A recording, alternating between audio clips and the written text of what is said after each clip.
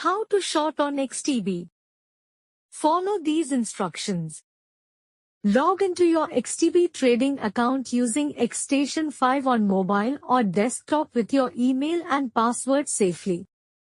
Search or browse the asset you want to short, such as a stock, Forex pair, index, or commodity on the platform. Click on the asset to open its trading window where buy and sell, short, options are clearly visible to use.